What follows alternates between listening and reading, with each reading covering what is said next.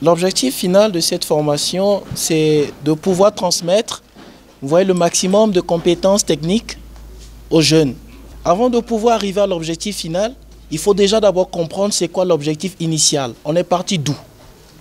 Vous savez, l'Afrique aujourd'hui fait figure de piètre éleveur dans beaucoup de choses. On nous a dit qu'on a des capacités, on a du potentiel. Mais pourquoi on n'arrive pas? On a de l'argent. L'Afrique aujourd'hui regorge de beaucoup de richesses. Donc ce n'est pas les moyens qui nous manquent. Deuxièmement, il faudrait qu'on sache que 70% de la population est jeune. Ça veut dire qu'il faut créer de l'emploi. Mais il faudrait que ces jeunes-là puissent se prendre en charge. Ça veut dire qu'il y a une main-d'œuvre qui est disponible. Troisièmement, on a un déficit. C'est nous le continent le plus mal nourri. Quand on vous parle de malnutrition alimentaire, c'est l'Afrique. Ça veut dire que c'est un troisième problème. Donc comment faire pour pouvoir joindre tout cela, l'utile à l'agréable, et combler ce gap-là? Il faut absolument que si on a de l'argent et on a des terres, parce qu'il faut le dire, l'Afrique c'est 70% des terres arabes et cultivables du monde. On a l'argent, on a la terre, on a la main-d'œuvre. Qu'est-ce qui nous a manqué? Qu'est-ce qui fait aujourd'hui que lorsqu'on parle des grandes puissances agricoles dans le monde, on ne parle pas de l'Afrique? La seule chose qui nous a manqué, c'était la compétence. Et c'est même dans les passages bibliques. Mon peuple périt faute de connaissances. Donc c'est pour ça qu'avant de se lancer dans tout projet, il faut faire une étude. Et l'étude commence toujours par la technicité, le transfert de compétences. Vous ne pouvez pas investir dans une activité que vous ne connaissez pas, que vous ne maîtrisez pas. Le premier degré de la foi, c'est la recherche de la connaissance. Avant de louer Dieu, il faut connaître qui est Dieu. Avant d'investir dans un élevage ou dans une agriculture, il faut que vous puissiez apprendre, comprendre, avoir la compétence et la technique qui vous permettraient de tirer le plus grand profit de cela. C'est pour ça que ce projet, qui est celui de développer la cuniculture au Burundi, qu'il commence par ce premier élément, après maintes études, qui commence par ce premier pas, qui est celui déjà de former un noyau de jeunes compétents, qui ont été sélectionnés sur l'étendue du territoire. C'est ce qu'on a appelé la formation des formateurs. Ceux qui auront la lourde charge d'impulser le développement de cette activité au Burundi, mais qui auront par ricochet la responsabilité de transmettre cette compétence au niveau national aux autres jeunes, aux autres femmes et aux autres organisations paysannes ou coopératives qui auront pour mission de développer cette activité. Il faut déjà le savoir. Je ne suis pas à mon premier voyage au Burundi. J'étais déjà venu pour vous montrer que toutes les actions que vous voyez sont pensées. J'étais déjà venu où j'ai eu le temps de faire le tour du pays. J'ai eu le temps de me rapprocher des éleveurs, de voir quel était le niveau de la cuniculture. Il était question pour moi d'étudier ensuite le climat. Et ensuite, il fallait maintenant aller à la sélection de ces jeunes-là. Et les jeunes n'ont pas été sélectionnés au pifomètre. Il y avait des critères de sélection. On a voulu prendre des jeunes qui sortaient déjà des écoles d'agronomie, qui avaient déjà un background, un niveau intellectuel intéressant. C'est pour ça qu'on parle de formation des formateurs. Ça veut dire que ce sont des gens qui ont déjà un bagage intellectuel, qui peuvent déjà facilement comprendre le langage de l'élevage et pouvoir l'exprimer et s'en approprier très rapidement. Donc c'est une sélection qui a été faite minutieusement au niveau des différentes communes et provinces du pays sur la base d'un CV et des écoles d'agronomie au niveau national. Donc oui, ce sont des jeunes qui ont la capacité, d'un point de vue intellectuel, à pouvoir comprendre le niveau élevé de connaissances et de technicité pratique qu'on devrait les inculquer. Je remercie déjà le choix qui a été fait sur ma modeste personne parce que je ne suis pas qu'un conférencier, je suis l'exemple vivant même d'une jeunesse qui a réussi grâce à l'élevage de lapins. Si vous allez juste sur Internet, vous tapez juste mon nom, vous allez voir qu'il y a de cela 14 ans, j'ai commencé, j'avais 3 lapins. Et aujourd'hui, je gère la plus grosse société sur le continent africain en termes d'élevage de lapins. C'est une multinationale qui est dans 10 pays. Et Si on doit compter, on va dire, si je suis millionnaire aujourd'hui, c'est grâce à l'élevage de lapins. C'est la preuve que oui, le lapin est une activité hyper rentable. Et quand vous regardez sur le papier, c'est l'élevage le plus rentable. L'élevage se faisait déjà au Burundi comme dans beaucoup d'autres pays. Sur ma demande, sur ma table, j'ai eu beaucoup de dossiers des pays d'Afrique de l'Est, dont le Burundi. Mais pourquoi ces gens viennent vers nous? C'est parce qu'ils viennent chercher une innovation. Ça fait des décennies qu'il y a l'élevage de lapins au Burundi. Vous connaissez combien d'éleveurs burundais millionnaires? Il n'y en a pas. Pourquoi est-ce qu'ils ne le sont pas? Et ça, le constat, on l'a fait à travers la visite des élevages au Burundi. Déjà, le problème existe sur la maîtrise des 4 piliers de l'élevage. Tout éleveur dans le monde réside sur 4 piliers. Premier pilier, le matériel génétique. Deuxième pilier, la qualité de l'aliment. On parle de l'alimentation. Troisième pilier, la maîtrise de l'environnement. Et quatrième pilier, la technicité. Et le constat, il est clair. Des 4 piliers, le Burundi n'était pas à jour. Donc, grosso modo, les conditions qui devraient permettre de développer la cuniculture pour aller à un niveau moderne et professionnel n'étaient pas rassemblées. Donc, maintenant, on va aller sur le premier élément, matériel génétique. Lorsqu'on parle de matériel génétique, ouais, je prends par exemple l'exemple de la volaille. Est-ce que je peux prendre le poulet de chair pour dire que je veux produire des œufs? Non. Est-ce que je peux prendre le poulet local pour dire que je veux le vendre en 45 jours comme le poulet de chair? Non. Ça veut dire que chaque type d'élevage nécessite un matériel génétique performant d'un point de vue des paramètres zootechniques. Le lapin au Burundi, il faut 6 mois, 7 mois pour avoir un lapin de 2 kilos. Ça, c'est les paroles des éleveurs. C'est pas moi. J'ai un qui m'a dit, mais monsieur Aziz, ça fait 9 mois que je nourris mon lapin. Il n'a même pas 1,5 kg. J'ai ri. Mais moi, je comprends. Il est en train de m'exprimer son problème. Ça veut dire que le matériel génétique qu'il a n'est pas adapté. Ce n'est pas adapté, pourquoi? Parce que s'il faut élever un lapin 7 mois pour avoir 2 kilos pour être vendu, ce n'est pas la peine. Vous ne pouvez pas vous en sortir. Nous, ce qu'on vous apporte, c'est des lapins qui, en 2 mois, vous donnent déjà les 2 kilos. Mais attention, ce n'est pas des OGM. Ce sont des lapins issus de près de 70 ans de sélection génétique. Parce que quand on parle d'OGM, le poulet de chair est un OGM. Le poulet de chair, est-ce qu'il se reproduit? Non. Mais nous, nos lapins se reproduisent. Ça, c'est la particularité. Ce sont des résultats issus de sélection génétique. Deuxième élément, la portée moyenne des races de lapins au Burundi est de 5 lapereaux. Ce qui est déjà problématique. La femelle va t'offrir 5 lapereaux. Et l'autre problème qu'ils ont, ils disent que la femelle ne fait que 4 mises bas par an. Donc ça veut dire que cet éleveur, 5 x 4, 20. En une année, sa femelle va lui produire que 20 lapereaux. Problème. Quand de l'autre côté, moi, la portée moyenne de mes femelles, c'est 12. Je produis déjà plus de 2 fois que lui. Mais en une année, moi, je suis à 8 mises bas. D'accord? Donc, ça veut dire qu'une femelle chez moi a la capacité en un an de me produire plus de 100 lapereaux. 100 lapereaux environ. Quand lui, il est à 20 lapereaux. Vous voyez, je produis 5 fois plus. Donc, si je dois vendre le lapin, rien que sur l'aspect du matériel génétique, à 20 000 francs burundais, c'est 20 lapins. Ça va lui faire combien? 400 000 sur l'année. Mais moi, ça me fait combien? 2 millions. Les points faibles de la cuniculture burundaise. Donc après le matériel génétique, vous avez maintenant l'aliment. La quasi-totalité des éleveurs aujourd'hui utilisent les herbes, les fourrages pour nourrir les animaux. Mais non, c'est prouvé scientifiquement. L'herbe seule ne suffit pas au lapin. C'est comme quand tu n'as pas les moyens, tu vas manger du gari du 1er au 31. Ou tu vas manger ta pâte de maïs, c'est ce que tu as. Mais ne veut pas dire que c'est ce dont tu as réellement besoin. Ça ne veut pas dire que c'est les besoins nutritifs dont ton organisme a besoin. Donc la qualité de l'aliment est un facteur également limitant. Troisième élément, l'environnement. L'aliment des lapins, c'est des granulés.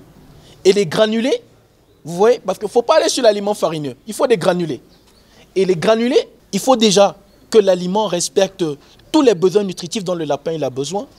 Mais, deuxièmement, il faudrait respecter également la taille. C'est-à-dire qu'il ne faut pas prendre n'importe quel granulé. Il y a une taille qui est requise pour le granulé. Donc là, les granulés sont constitués de plusieurs matières premières. Vous avez le maïs, vous avez le soja, vous avez le tourteau de palmiste, le tourteau de son de blé, vous avez le son de blé, le son de maïs, vous avez les drèches de brasserie. Et ensuite, maintenant, tout ce qui est éléments minéraux, calcium, magnésium, phosphore. Et puis derrière, les prémix, vous voyez, qui vont rapporter en fait le noyau fibreux pour pouvoir complémenter. Et c'est tout cet ensemble-là, vous voyez, riche également en fibres, c'est-à-dire en cellulose brute, qu'on va mettre ensemble, qui vont donner naissance à une formulation qui va nous donner un aliment de qualité. Donc la qualité de l'alimentation est indispensable parce que c'est l'aliment qui permet d'exprimer le matériel génétique. Pour pouvoir ressortir les performances d'un matériel génétique, comme on l'a dit en termes de performance, il fallait un aliment de qualité, XXL. D'accord? Ce qui faisait défaut jusqu'à présent. Mais on est en train de réfléchir à ça pour apporter des solutions. Troisième élément, c'est l'environnement. Moi, je dis, quand vous voulez faire du lapin et prospérer dans le lapin, il y a deux choses qu'il ne faut pas faire. Il ne faut pas faire des cages en étage, il ne faut pas utiliser des cages en bois. Mais, je l'ai dit, dans le lapin moderne et professionnel, il y a deux choses sur lesquelles il faut mettre une croix dessus. Des cages en bois et des cages en étage. Mais quand vous regardez, la quasi-totalité des élevages qu'on a visités ont des cages en bois et en étage. Déjà, quand vous regardez ces cages-là, c'est problème respiratoire. Vous avez un problème de ventilation. Vous avez un problème de fertilité. Le bois a pour principe absorbant. C'est-à-dire, quand vous versez un liquide sur du bois, le premier réflexe, il absorbe. Et quand vous êtes face à l'urine, c'est des sources de maladies. Donc, niveau sanitaire, médiocre. Maintenant, allons-y maintenant au niveau nettoyage. Niveau nettoyage, pour pouvoir faire une cage en bois, en étage encore, il vous faut des bois assez épais. Et des bois assez épais veut dire, vous augmentez la surface de contact entre la fiente et le bois. C'est-à-dire entre le lapin et sa fiente. Donc, vous avez des difficultés à nettoyer. Donc, et quand on sait que l'élevage de lapin est un élevage propre, où il faut nettoyer, il faut laver des cages régulièrement pour pouvoir maintenir le niveau sanitaire, vous comprenez tout de suite que les cages en bois ont été un frein. Moi, j'ai visité un élevage et dès la porte, j'ai dit à l'éleveur, tu as tel problème, tel problème, tel problème. Il me dit, mais je ne vous ai pas parlé, comment vous faites? J'ai dit, non, j'ai vu tes cages et je sais. Parce qu'à une époque, moi aussi, j'ai fait cette erreur-là. Aujourd'hui, la vision est très claire. Au Burundi, c'est on veut franchir très rapidement un palier. Et notre objectif, c'est de pouvoir passer à un élevage moderne avec des cages industrielles qui seront à la portée de la population avec le meilleur matériel disponible sur le marché international, c'est-à-dire une maille rectangulaire, vous voyez, de 2,5 mm de diamètre. Donc on est en train justement de travailler à pourquoi pas installer une usine de montage de la cage industrielle ici au Burundi, ce qui nous permettrait, vous voyez, non seulement d'apporter une solution, mais cette solution nous permettrait également de créer de l'emploi. Parce que ça nous permettrait d'avoir une solution sur place à moindre coût, où il n'y aurait plus les frais de transport, les frais de dédouanement et tous les charges variables qui vont s'y ajouter. Et le dernier élément, qui n'est non point négligeable, c'est la compétence, la technicité. Vous voyez, depuis 2 jours qu'on est là, et même bien avant, vous voyez, on apporte des notions que les gens ne pensaient pas. C'est-à-dire, ils voyaient ça devant eux tous les jours. Mais ils n'avaient pas conscience que ces notions et que ce qu'ils faisaient étaient à l'origine de leur perte, étaient à l'origine des mauvais résultats de leur élevage. C'est pour ça que cette formation vient à point nommé.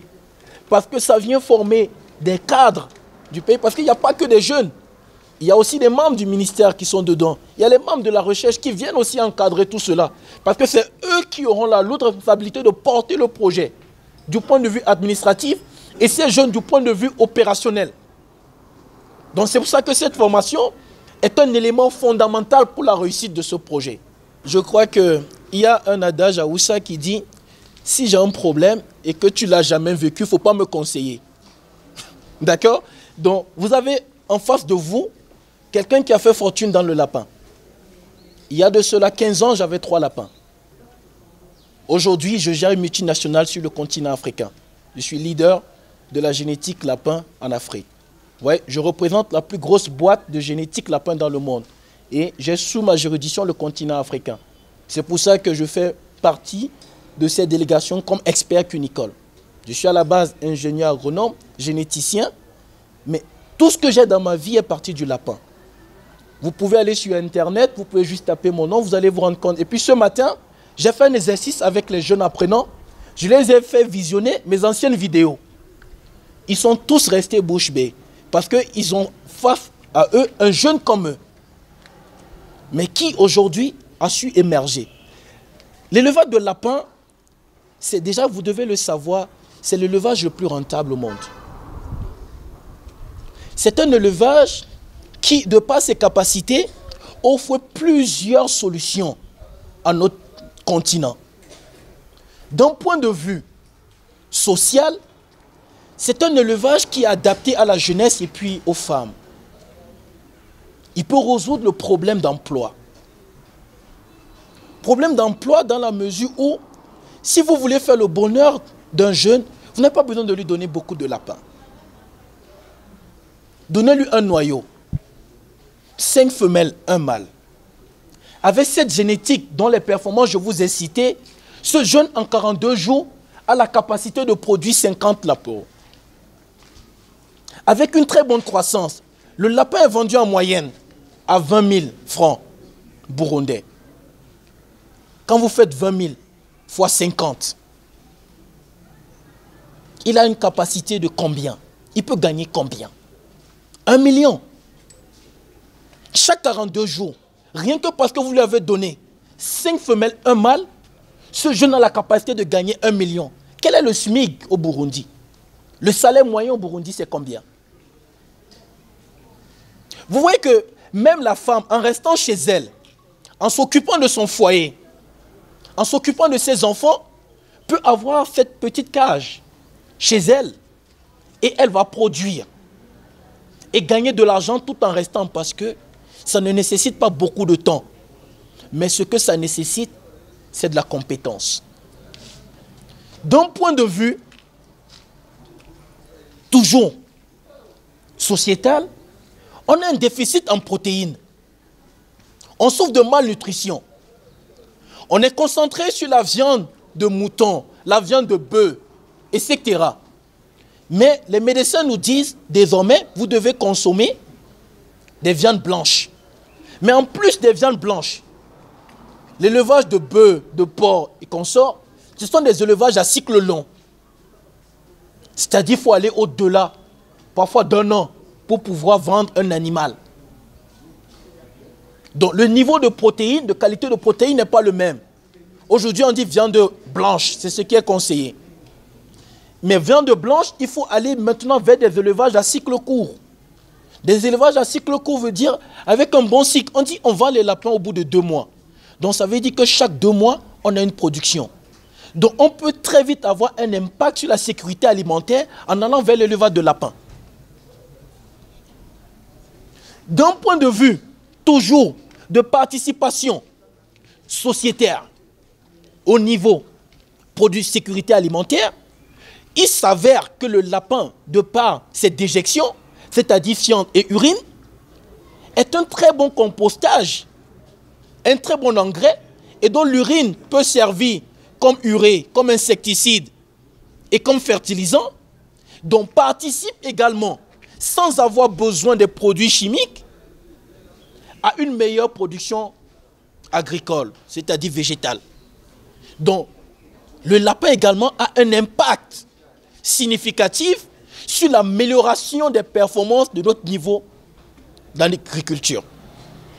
Mais quand vous venez au niveau économique, c'est un apport sans précédent. Quand on vous parle d'une telle rentabilité, imaginez au moins une dizaine d'élevages modernes dans tout le Burundi, en disant déjà que quand vous prenez les pays limitrophes, le Rwanda, le Kenya, la Tanzanie, l'Ouganda, il n'y a pas d'élevage moderne, industriel lapin. Le Burundi fait figure de favori. Vous êtes ceux qui ont initié cela. Donc, d'un point de vue économique, si vous prenez que 10 élevages de 1000, parce que quand je dis 1000, 1000 c'est le plus petit élevage industriel au niveau international. Avec 1000 femelles, très bonne installation, c'est un employé. Vous voyez? Mais 1000 femelles ont une capacité de produire 10 000 lapins chaque 42 jours.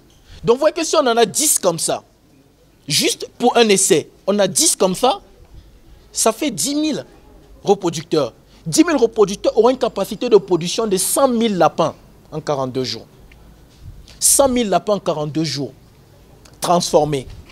Regardez l'impact en termes de solutions, en termes de création de richesses, en termes de création d'emplois. Ça fait combien? Nous, on n'a pas besoin d'aller à un niveau industriel où il faut tout automatiser. On a de la main-d'œuvre. Donc, chaque ferme de 1000 peut employer au moins 20 jeunes.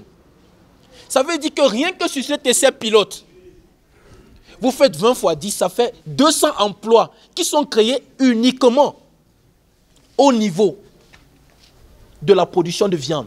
Et derrière, quand vous regardez toute la valeur ajoutée, niveau transformation, un abattoir professionnel, ça fait combien de jeunes qui sont... Ça fait combien d'emplois encore qui sont créés? Niveau distribution, ça fait combien d'emplois encore qui sont créés? Niveau alimentation, ça fait combien d'emplois? L'installation d'une unité de production de la cage industrielle au Burundi, ça fait combien d'emplois? Donc vous voyez, pour l'atteinte des objectifs de ce projet, au bas mot, on aura, rien que sur la première année, au moins 1000 emplois qui vont être créés. Donc d'un point de vue économique, vous voyez ce que cela va générer comme ressources. Et maintenant, cette exportation de la viande transformée dans les pays avoisinants, qu'est-ce que ça vous rapporte? Ça vous rapporte des devises. Donc d'ici 2 ans, 3 ans, il sera question de dire à ces jeunes-là qui sont encore sceptiques, à ces personnes-là qui pensent que ça ne peut pas réussir, parce que, croyez-moi, et ça je tiens à le dire en toute sincérité, et j'ai été émerveillé lors de mon premier voyage, c'est le Burundi, surtout ici, dans la commune de Gitega, où on est, a les conditions environnementales pour élever le lapin. Le lapin s'élève généralement dans une température entre 16 et 20 degrés. Le maximum de température que le lapin peut supporter, c'est 30 degrés. Mais à Gitega, on ne dépasse pas les 27 degrés quand il fait chaud. Quand il fait frais, on tourne autour des 12-13 degrés. Quand il fait frais. Donc vous voyez que je suis dans les bonnes conditions pour pouvoir élever le lapin. C'est pour ça que ceux qui doutent, c'est parce qu'ils ne sont pas conscients du potentiel que la cuniculture représente dans le pays. Et c'est normal. Parce que jusqu'à présent, ils n'ont pas trouvé quelqu'un qui l'a fait d'une manière différente et qui en a fait fortune et qui peut les apporter des résultats palpables. Et c'est ce que nous voulons faire maintenant. Je tiens à remercier déjà son Excellence, le chef de l'État, Baris, qui a initié ce projet. Je crois que ça cadre très bien avec ma vision de développement du continent, parce que nous, aujourd'hui, de la diaspora, on a refusé de vivre en Europe pour entrer développer le continent africain, parce qu'on nous a souvent dit que l'Afrique c'est l'avenir, mais c'est faux. L'Afrique c'est le présent. C'est maintenant. Ce n'est plus demain. C'est maintenant. C'est maintenant qu'il faut faire quelque chose chez nous. C'est maintenant qu'il faut développer notre continent. C'est maintenant qu'il faut passer à l'action. Fini les beaux discours. Le panafricanisme dont on veut faire preuve aujourd'hui, c'est dans les actions. Ce n'est plus dans les paroles. Donc, je dis merci à son Excellence. Pourquoi? Parce qu'il a dit, il a pensé à tout le monde, notamment à ces familles-là, dans les zones reculées. Et nous avons mis en place, dans notre stratégie de développement de la cuniculture Burundi, 30% de la production qui va se baser sur les petits ménages, c'est-à-dire dans les zones reculées. Donc mettre un mécanisme de collecte de ces viandes-là contre de l'argent pour permettre à ces gens-là de participer aussi à la production. Permettre à ces gens-là d'avoir du matériel performant, un module qu'ils vont rembourser progressivement avec leur production. Vous voyez, ça va permettre aussi aux ménages, aux personnes démunies, de pouvoir aussi participer à la réalisation de cet objectif. Le rêve désormais, c'est maintenant. On ne rêve plus, puisqu'aujourd'hui, le plus grand rêve se fait avec les actions. Nous sommes la preuve que ça marche, qu'il y a beaucoup d'argent à se faire. Mais ça ne se fera pas en un jour. Ce sont des étapes qu'on va franchir, mais avec une stratégie bien pensée, bien huilée, basée sur la compétence, le transfert de technologie et les innovations pour pouvoir permettre à ce projet d'être une réalité dans les prochaines années, les prochains mois, si Dieu le veut. À tous les Burundais, tous les jeunes et tous nos mamans qui n'ont pas encore compris et qui doutent de ce projet, j'ai envie de vous dire que c'est l'opportunité de votre vie en fait. Parce que les opportunités ne viennent pas deux fois. Une opportunité est faite pour être saisie. Ici, vous avez l'opportunité de pouvoir pratiquer et d'investir dans l'activité la plus rentable au monde qui va vous permettre de générer beaucoup de sous. Je vous parle en connaissance de cause. Moi-même, j'ai commencé en bas de l'échelle. Il y a 15 ans, j'avais 3 lapins. Aujourd'hui, j'ai 10 entreprises dans 10 pays différents. Comme d'autres le disent, il est multimillionnaire. Oui, c'est vrai. Et en réalité, je vise les milliards. Et ça va être possible que dans le lapin. Donc, à vous qui doutez, vous avez également la chance de pouvoir participer à un projet d'ordre étatique, c'est-à-dire participer au développement de votre pays. Parce que l'activité lapin est également une source de création d'emplois, une source de création de richesse au niveau économique, également une source de solution au niveau de la production de viande, c'est-à-dire l'accès à la sécurité alimentaire. Donc c'est une occasion pour nous aujourd'hui de marcher main dans la main et d'écrire une nouvelle page de l'histoire du Burundi. Je vous remercie.